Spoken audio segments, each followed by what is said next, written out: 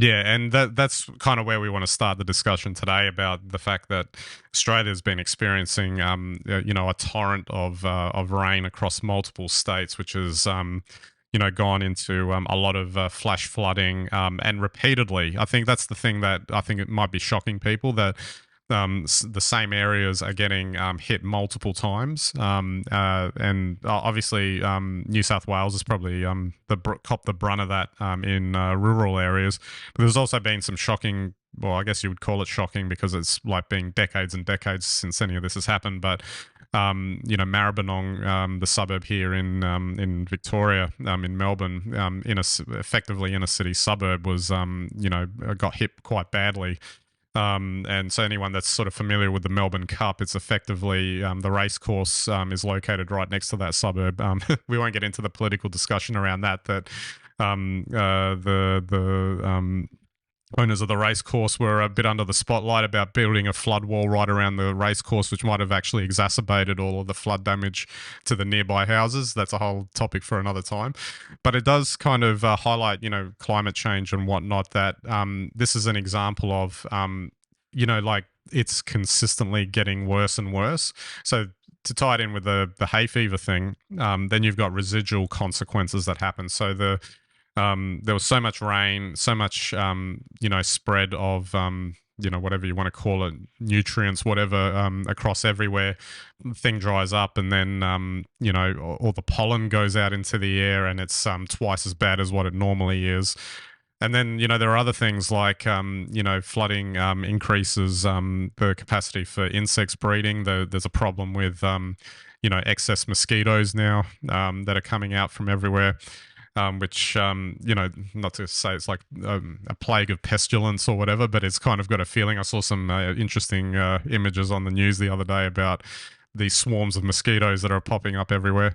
And it's quite disturbing, really. But it kind of, it's knocking on the door of real world examples of what people have been talking about for decades with this whole climate change thing.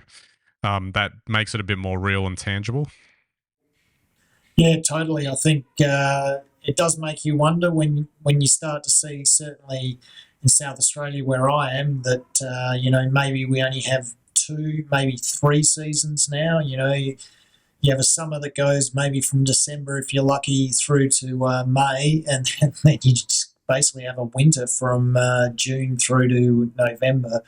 That's a big shift in climate, and we seem to be seeing these colder periods coming later in the year, and of course, with it comes additional rainfall, which is quite unseasonal and uncharacteristic for dryland states like South Australia. So, I don't know whether it's better or worse, but it certainly is different, and it can certainly have the potential to change, not only the way that we live, if we're wherever we're living in these regions, but also the things that we do in there, our agricultural cycles and how we interact with our local environment.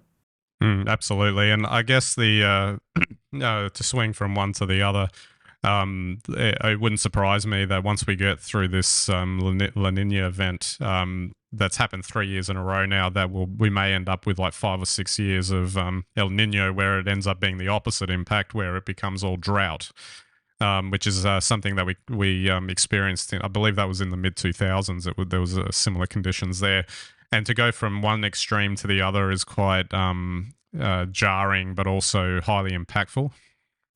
Absolutely. And I mean, in a dryland state like South Australia, I guess that means we go to 3 months of winter and 9 months of summer. So you can see that when you get these extremes in cycles, they have enormous impact. Absolutely. Just finally, I've uploaded a video onto the channel, some video I took on the 27th of October, just a nice big rain deluge, a couple of, just a montage of images there.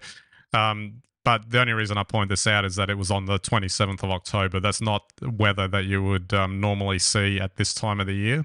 And to further illustrate the point, we actually got that a couple of more times, even during November.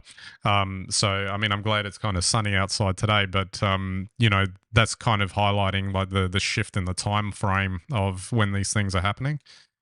Yeah, look, absolutely. And I'll slightly go off on a tangent here, but I was just amazed looking at those shots, thinking that they were shot on a phone. I mean, that was impressive stuff. So not only is it significant that we're having that sort of rain at this sort of time of year, but wow, that you can capture it and show it and share it like that was.